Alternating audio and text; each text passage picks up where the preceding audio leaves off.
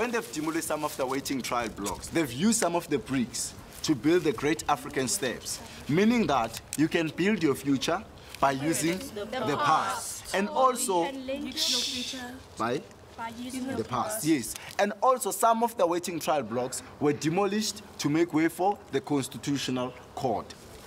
So when you're walking here, you're walking in between of the past and the future.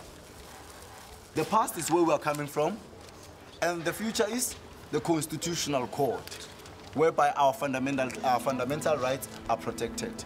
So let's go into that wooden door there.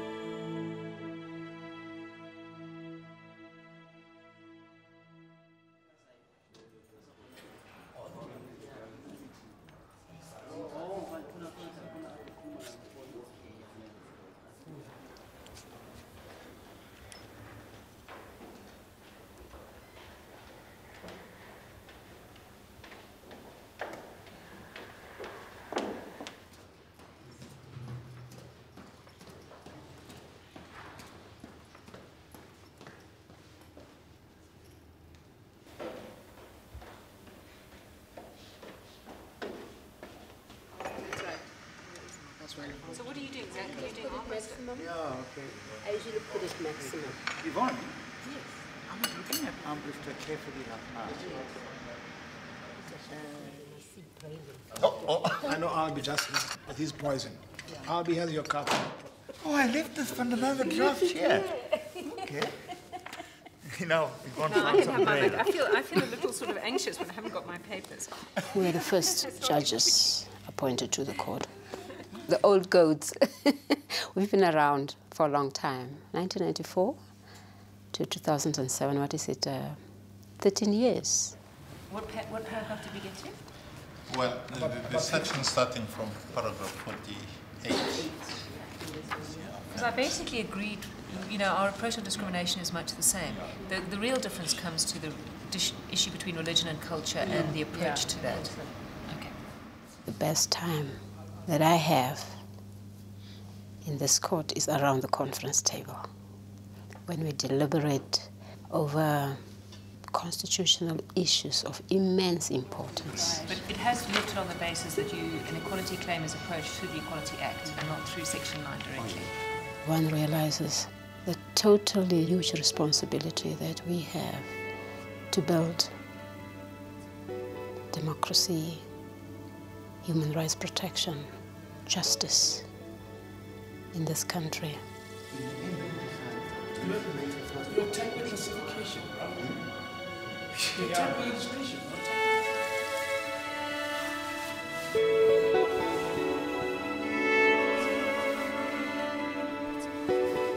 When I made myself available, I was very reluctant actually to make myself available. My colleagues nominated me. I was very reluctant. Actually, I refused. But they kept, a lot of requests came in, and finally I thought, oh my God, what do I do? Am I running from responsibility?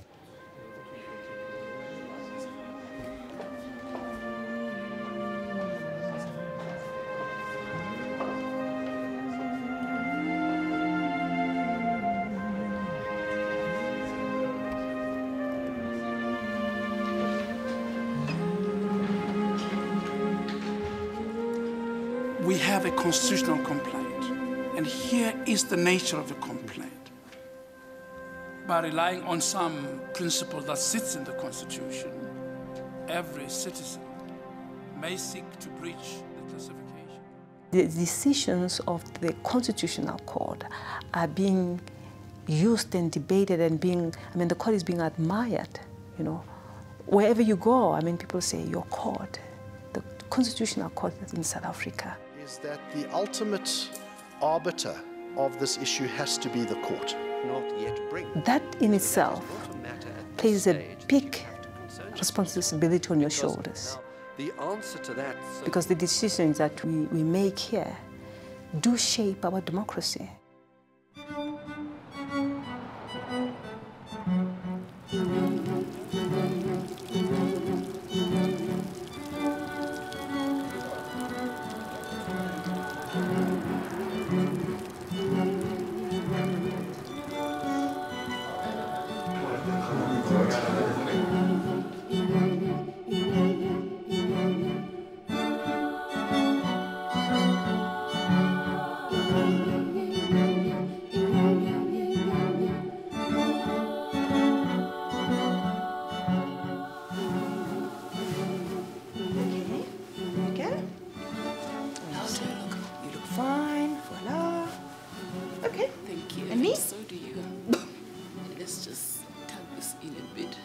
It's a... Oh.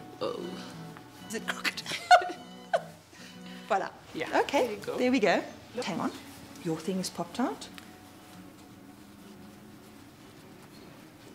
There we go. Thank you. There are only 3 women in this court, so it's necessary for our very survival to stay close to each other, you know, have somebody, another woman who understands what being a woman is all about. There we go. Okay. Thank you, Belinda. Ready? I would hope that more women join this profession. We need them.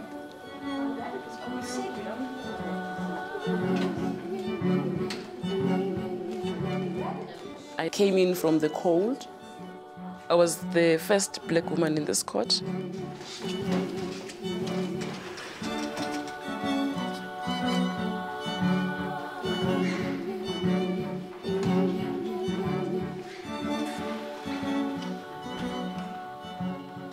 Sometimes it does feel surreal. I can't believe that I'm here. It takes some getting used to.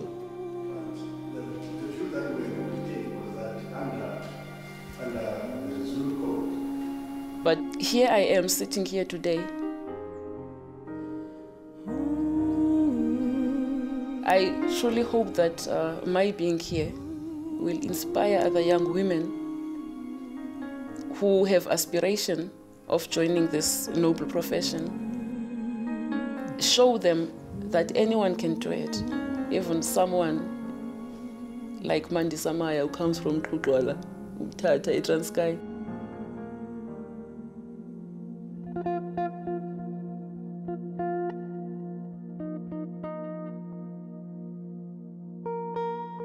I was born in a small town, my mother's hometown, Tsolo. It's as rural as you'll ever get.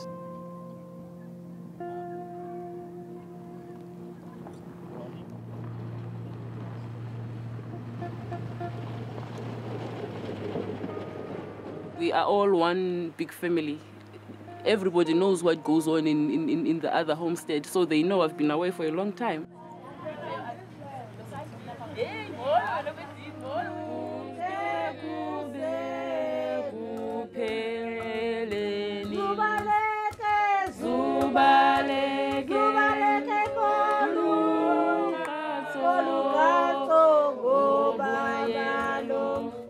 My earliest memories are visiting this place and walking into that hut. I can see my grandmother damping mealies and asking me to help her and, you know, gnashing my hands against the stone. My rural background is what defines me as a person. As a woman, as a mother, as a wife, I'm a very traditional girl. I'm rural to the core. I know exactly where I come from, and I'm very proud of that part of me. I know that I'm an African woman, and I'm here to serve, and I'm here in this world generally to serve as an African woman.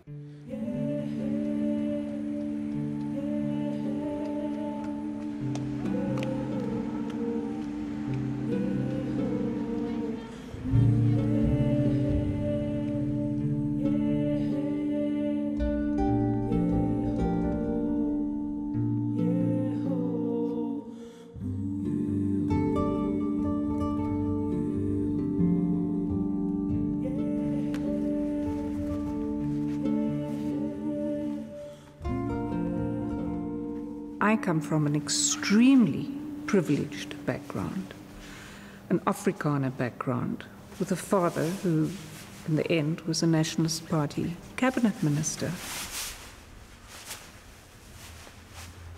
And the fact that I didn't see eye to eye with him politically doesn't change the fact that I had a very privileged life and a very protected life.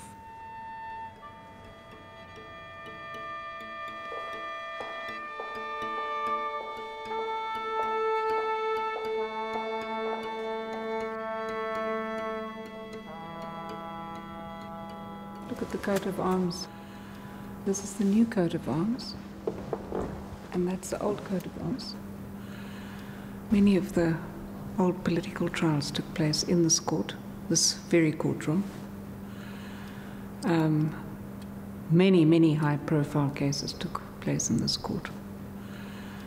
We had those horrible Section 10 cases where Africans who came into the Cape had to have a permit to be able to work, and they were continuously being arrested, and those cases came before court.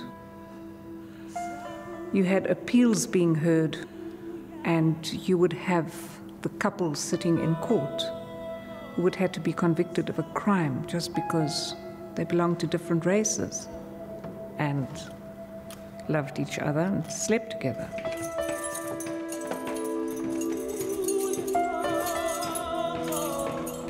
And many famous prisoners have walked down those stairs into the cells.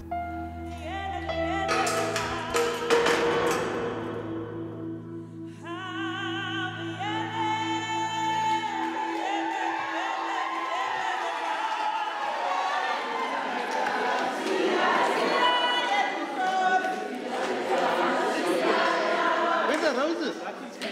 Where's the roses?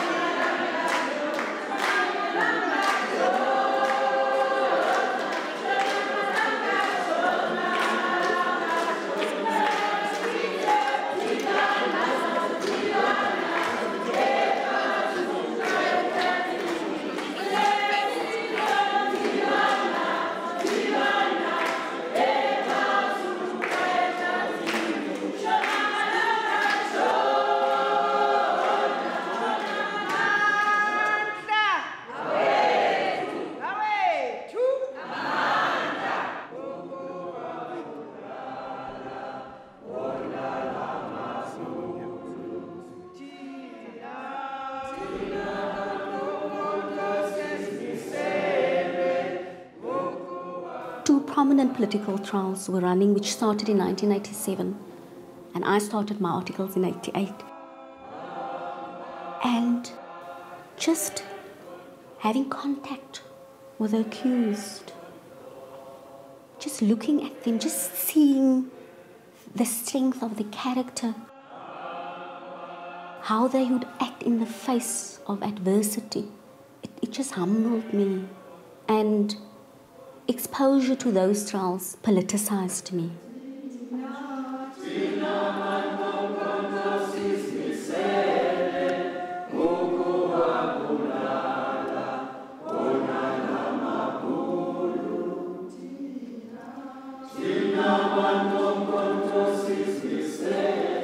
In the past, the judiciary used to function as a machinery enforcing repressive laws.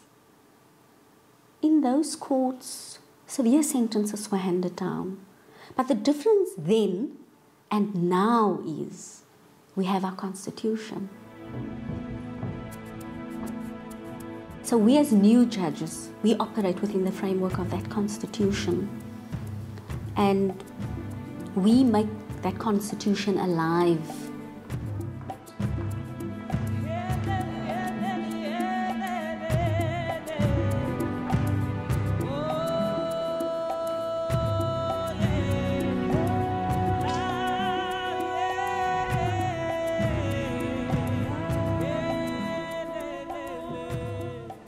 When I enter the court, there is that sense of anticipation and that awareness.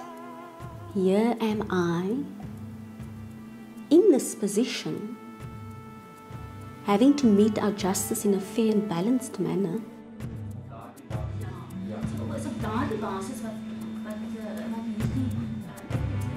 It makes me aware of the magnitude of the position. As a judge and as a black woman judge, I am bringing a different perspective. And I think it is important because diversity is important. That is what our constitution is about. It respects diversity.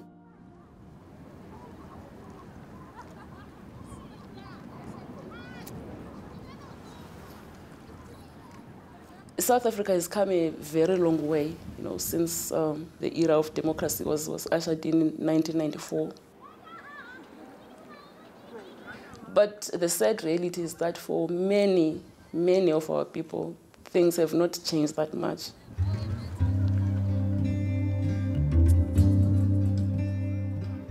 So it's important for those people, the millions of downtrodden people out there in the rural areas, in the townships, to be made to understand that the courts are theirs too. That's why we need to have transformation. It's critical for the bench to have people who come from the places where the disputes come from. Having somebody like me here is what will make a woman from the rural areas, a woman from the township who has a legal dispute, approach a court when they have a problem, when they know that one of theirs is sitting there. Okay, I have to be there before 10:30, isn't it? Okay, bye.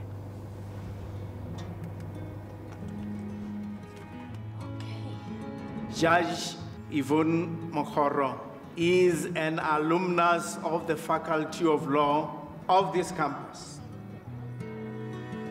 When she left, she was the first African woman law professor in South Africa. She became part of the first judges of the Constitutional Court that were ever appointed in this country. Judge Mokgoro. Thank you so much, Mr. Dean. I am on a mission. I don't know if you've ever gone to the sexual offences courts and have seen the women and children, young girls. And these days, it is not only girls who are being raped, boys and girls waiting for their opportunity to have access to justice. I don't know if you've ever met a woman who has been raped and has laid a charge, and you find that the case is withdrawn because of a lack of evidence. And the woman says to you, I don't understand. How did I know that I was not supposed to wash? How could I not have washed when this dirty man did this to me? You have to meet these people in order to understand the need for us as lawyers to see how the law operates in real life. The idea is to make the socio-economic rights, the right to equality, and all the other rights in the Bill of Rights real for our people. The idea is to offer legal services for free, and services means anything from legal knowledge to assistance with cases. I tell you, once you get involved in community work and you're really, really serious about it, you never want to do anything else. I think commitment is probably the most important, and a little bit of passion. A little bit of passion goes a long way. Even in the work that you do, if you're passionate about your work, and you have to believe in what you're doing first. You can't be passionate about anything if you don't believe in it. You need to believe that what I'm doing is right, and what I'm doing is worth doing, and what I'm doing will make a difference.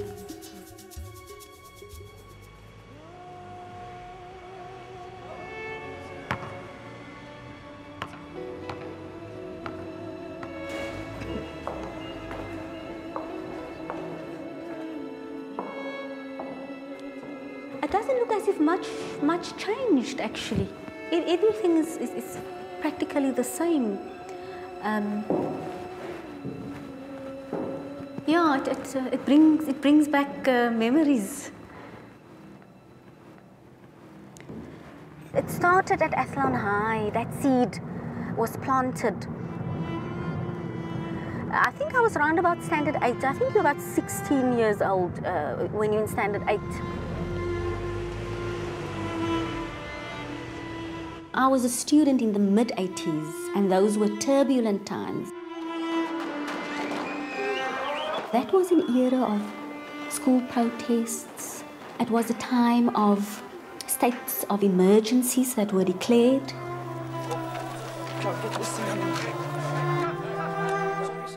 Many atrocities were committed during that period.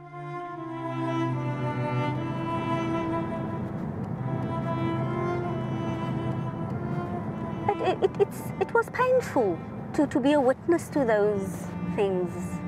That is where this whole idea started in my mind. Because we had unjust laws that were used to perpetrate these human rights abuses that were taking place at the time, I thought to myself, but if I can be in a position where I can mete out justice in a more equitable and even-handed manner, and more fair and just manner, maybe that is a way how I can be a catalyst for change. And I put my mind to it, and everything I did after that was towards that goal, to study law, to be a successful student, so that I could be placed in that powerful position where I could bring about change and probably to a certain extent reject all these unjust laws that were on the law books at the time.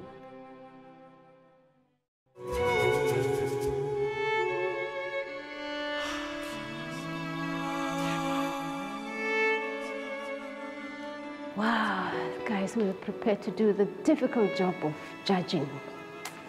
It's a difficult job. Those were difficult times. Oh, yeah, I guess these are the guys who were in the thick of things. Yeah, and you just wonder how they managed to keep their sanity.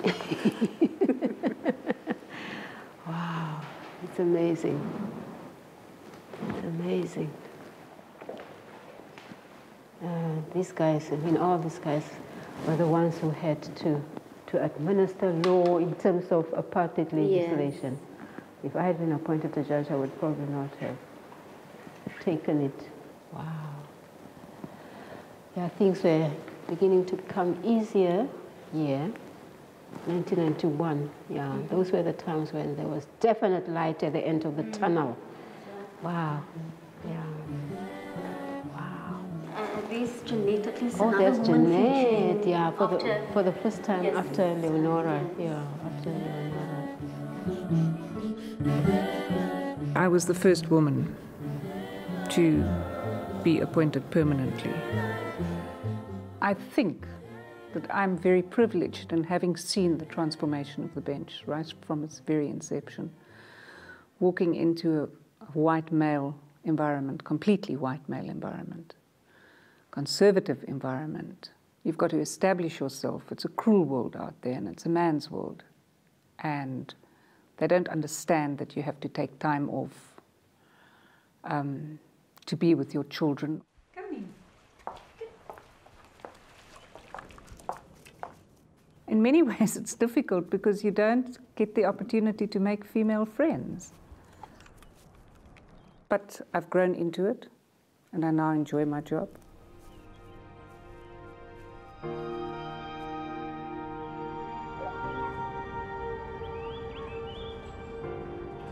I never had this idea that I could become a lawyer. I wanted to become, it was not in my plans at all. I wanted to become a teacher. Yeah. I met Robert Sobukwe. Now, he had just been released from Robben Island at some stage, and he was banished to Kimberley. Robert Sobukwe was one of two lawyers, who were the only two lawyers who operated in the townships. We called him Prof because he used to school us in struggle politics. So we had enormous respect for him. I was arrested for obstructing the ends of justice once, and he had to defend me. My family got him, my husband in particular got him to defend me. He made quite an impression on me. And as we were walking from the courtroom, what I actually said to him is, I think more young men should go out and study law. And he said, what about you? It's not only men who need to study law. And I said, well, with this male-dominated profession, surely we need men to. He said, no, no, no. It may be a male-dominated profession. It doesn't mean that women can't become lawyers. You go. Let's start with you. So he encouraged you. He actually motivated me.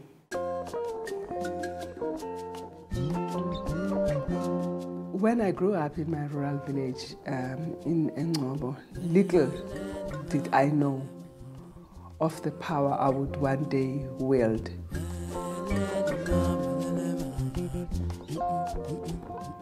Little would I know that the nation would trust me with that power and appoint me to the Cape High Court.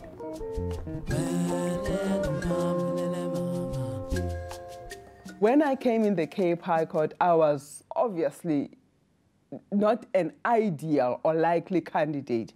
I was a magistrate, and for that matter, in a rural, not even in Wynberg or Belleville, a rural village of Mount Frere. Who is she? Who does she think she is to come and act here? You know, she has a fine cheek. Well, those are natural questions. But I must tell you that there was a time when I couldn't take it, and I said, I am packing my bags and I'm leaving it. No one is going to tell me that I'm worthless.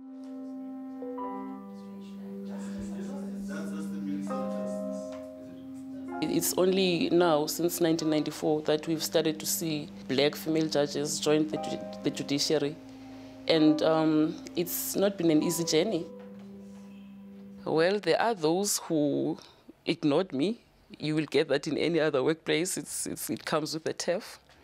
Then there were those who would show in subtle and sometimes not so subtle ways that I was not quite no place being here.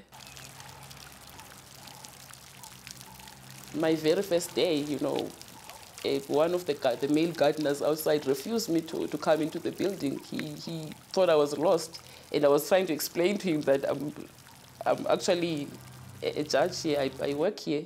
It took a lot of persuading to get him to call security for me and then let me in.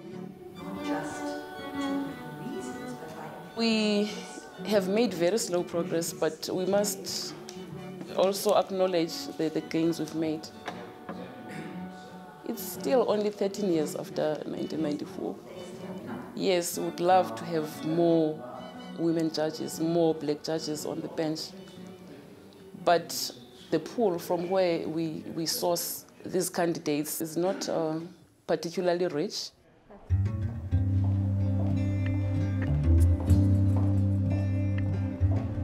Before you can be nominated or be appointed as a judge, you need exposure to various areas of the law. And that is a problem for many women. That after the accident, that's the only thing, or the only evidence. The legal profession in general used to be male-dominated. And it was what we used to refer to as a boys' club. And women really had to break new ground and new barriers to actually get there.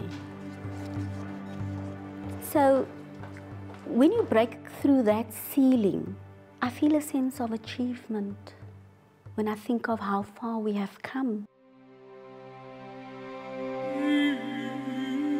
Once I wear that robe, everything changes. Once you are robed, and they are robed, we are equals in the full sense of the word. And I'm no longer a wife, or a mother, or a woman, but now I'm a judge, and I am 100% equal to my male counterparts.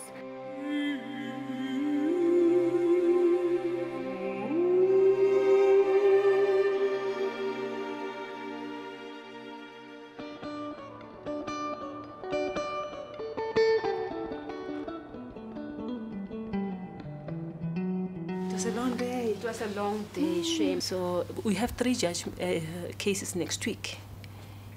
3.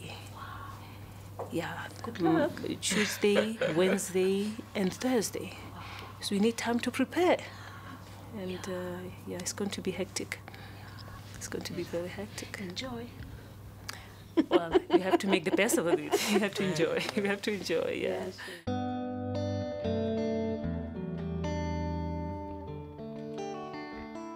Judicial work is not easy work. You spend a lot of time, with your work, reading loads and loads, and thinking about deep, serious issues, trying very hard to make the correct decisions, because the impact of your decisions are so profound.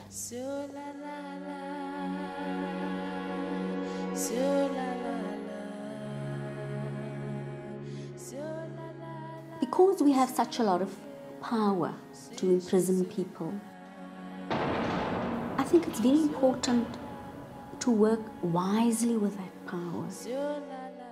And be abused. And you must have a sense of emotional maturity to deal with that power. In any criminal trial, sentencing is the most difficult part. We're dealing with serious issues impacting on families. We're dealing with people's lives, both the accused and the victims. Most of the time, you understand the socio-economic circumstances. You want rehabilitation.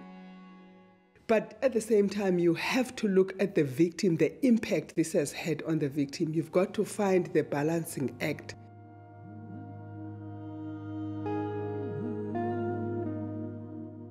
If you decide to send someone to jail for a long period, you must have really weighed up all the facts to the extent that you can ultimately say, the judgment that I'm handing down now, I have considered it to the best of my ability, and then you hand that judgment down with some sense of inner peace.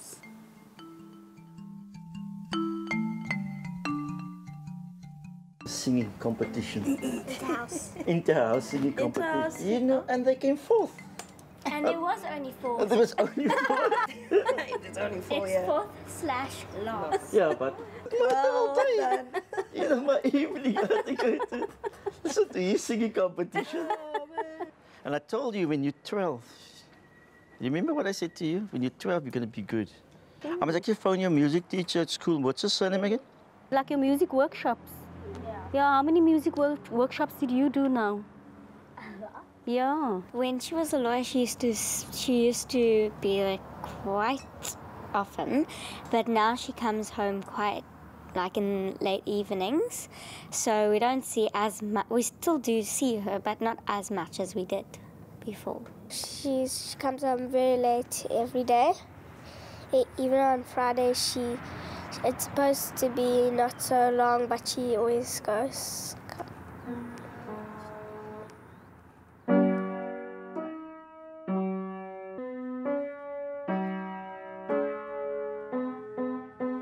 Again?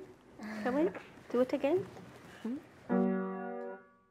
Initially, when I boarded my first flight to start my first acting term, that I felt the sense of sadness when I got on that plane.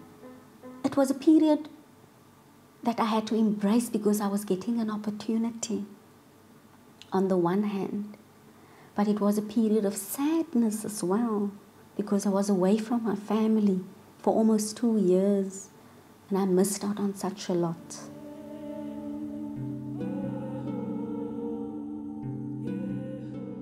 It is a big sacrifice. You have to accept the position when you are ready to make that kind of sacrifice, because it can impact very negatively in your personal relations.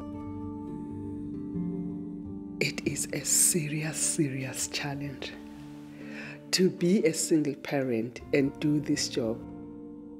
It has always been very stressful, but doable.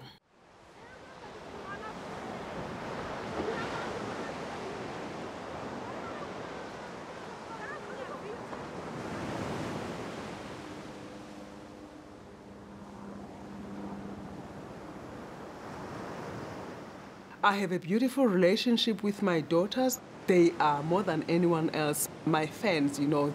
They always give feedback, albeit uninvited feedback.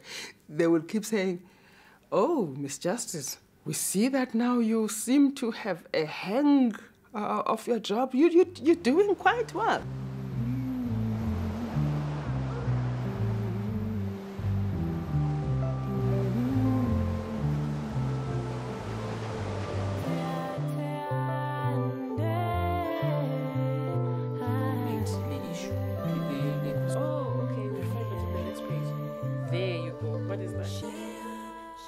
Spending time, quality time with my children is what gives meaning to my life. Good. I can only be an effective, competent judge if I'm a complete human being. What are these colors? Blue. Yes, and this? Red. When I go home and give him a bath, put him in his pajamas, read him a bedtime story, let's go to the next page. It just washes away all the worries and the stresses of the day. Coming home, nurturing and being loved in return. What's that? Tent. No, it's a nest. Nest. That's where the bee are. Aggravating circumstances. Is that what he's charged with? I suppose he is. I haven't checked the charge. Yeah. It's robbery. It's robbery. I don't know if it's the aggravating circumstance. Yeah. That knife was never there. Previous convictions? No. How much did he get? 9 months. Years. Years? Yes. Nothing suspended? Nothing. I mean, Doreen says he mustn't go to jail at all. He says obviously something wrong with the car. 20 years old. 20. First time. No. Washes cars. Anyway, so, all right, I'm going to leave that with you. Okay. What time are you going to leave today? Oh, I've got a hell of a lot to do. So I've still got 2 matters. Yes, okay. yes. All right, see you Yeah. later. All right, bye. Okay, Robbie.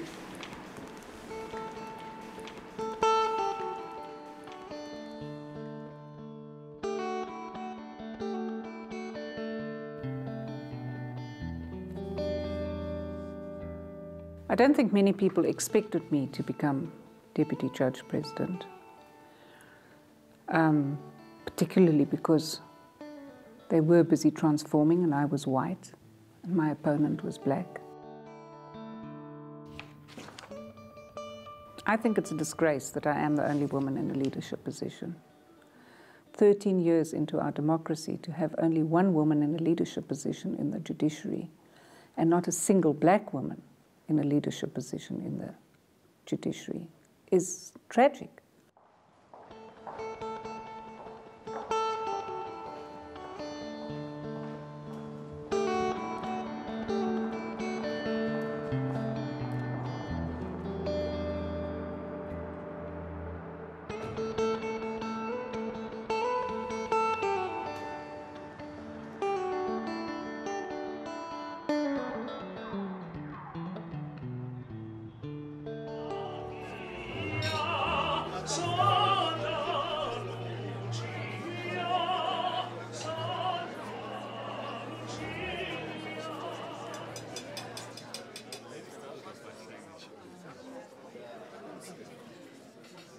It is not often that colleagues come together like this. Most of the time they spend in chambers. You spend hours and hours in your study at night while the family is sleeping. Serving your country, of course, always comes with sacrifices. I've been talking to some of the aspirant women judges. It's so refreshing to hear young women who are prepared to put themselves forward to serve the country. It gives us hope that we will indeed be able to increase the pool from which the judiciary will draw.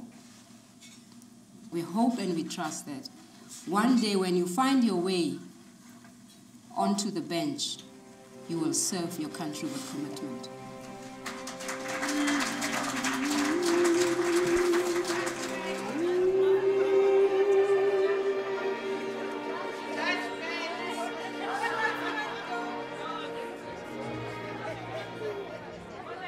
With a proper approach to these issues, I think we can build a pool from which we can draw women judges in this country and fast track the appointment of women to the bench.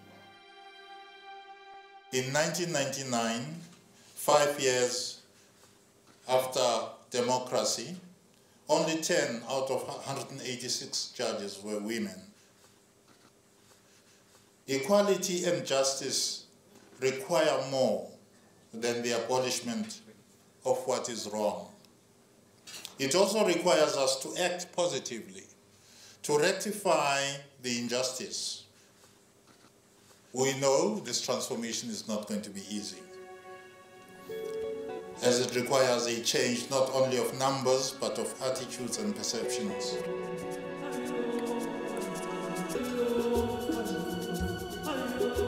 Since 1807 or so, we've always had an exclusively male judiciary, you know,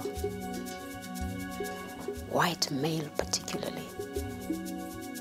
There was no thought, I guess, that women could also be judges. The whole idea of women judges is not just to have women as judges, but it's to have a perspective from women, you know, in the creation of justice in this country. To have about 30 or so women judges from 1994, considering that we almost were at a standstill before then, is something to talk about. But I think we can do better. I think we can do much better.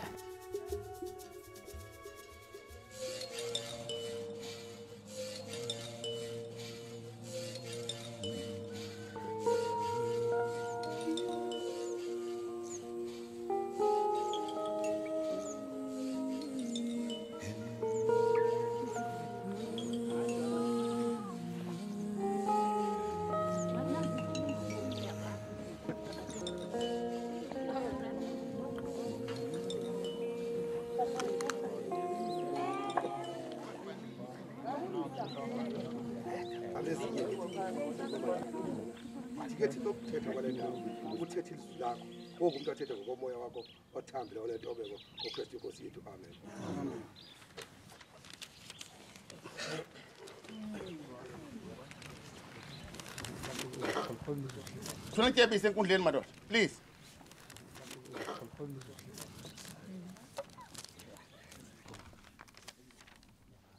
Indwendwe ezizonke siyabazamkela lapha kunqwala. Sivuya kakhulu uba sibe lapha phakathi kwethu.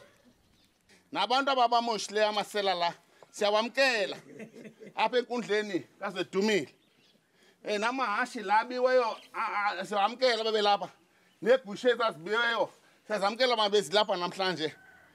Siyavuya kakhulu sile nkundla kaZedumile. Elona tyala ke lisemqoka linye lestock theft. Abomama banelungelo ubani babuza abantu bathi bimi apha bakhunene ngayiqondiyo uba nithule cwaka noba nithi banyanisile lelo lungelo lweni ke nibuze kubo. Umbuzo wesibini u-accused number 2 le yena udibana kanjani apha ebekhona ngale mini kubanjwa igusha ziqhutywa ngo-3 no-4. Le mini ababhuti beza ngapha ngolwesithathu nam ndiyakhwela ngapha ndiye ekhaya ndingapha kuNdlunkulu. Ndifike ndithi phaa kuNdlunkulu ezigusha xa zimane zilahleka zimane zingabikho make zisiwe eCentule mna ndizazigada izigusha. Ndize mna apha ekhaya ndize entweni yelantuka kukho intonjana. Ndifika kwam bese ndidibana notata kulo Siyabonga. Tata lo Siyabonga makhe zenzelwe ikhadi ezagusha kudala zikhona. When I come here, I have such a strong sense of homecoming. It keeps me in touch with my people. It's what grounds me. The people of my community are proud of me, and they say, we've heard about this black female judge, and we just wanted to come and tell you just how proud we are of you, and how happy we are that there are people like us in this establishment.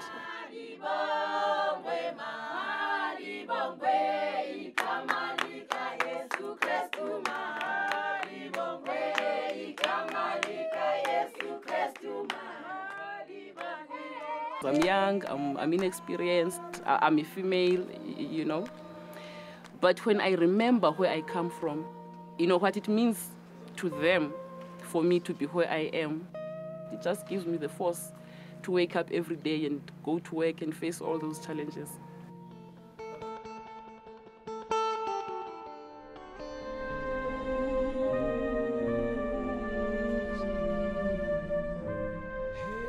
To be part of that cadre of lawyers, you know, who would go down the annals of history as having made this contribution at this particular point in time, the history of our country, the history of our democracy, the history of creating a human rights jurisprudence in this country, but it is a huge responsibility. It is a huge responsibility. It's a responsibility which has to be taken with the seriousness that it deserves. Thank you, Chief Justice. Common law has always recognized that disclosure of the names of agents and informers and of police methods are legitimate topics of protection. This situation is, we submit, unprecedented. The overwhelming public interest in open justice in this case are so strong that even though there is a security classification that has been put in place on a reasoned basis, it isn't strong enough ultimately to prevail.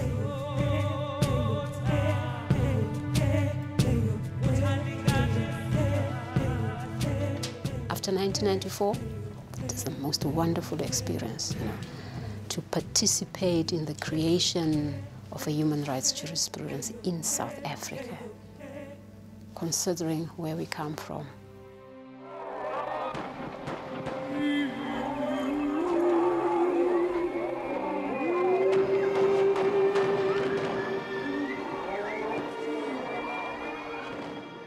Struggle.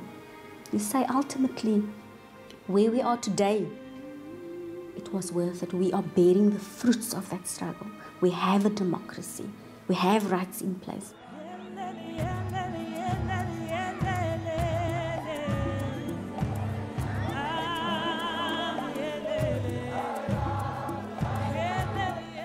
Now, the struggles that I went through to come to where I am today, I sit back and I think of those sad days and the days of regret and guilt, and I say to myself, It was worth it.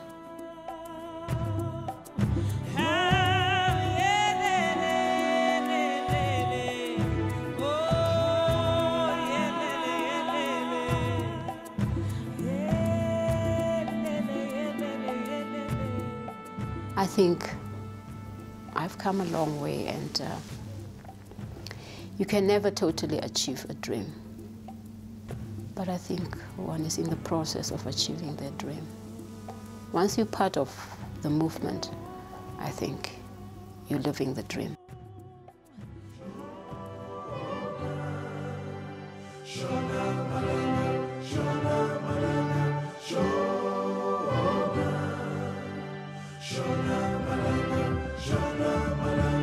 Show.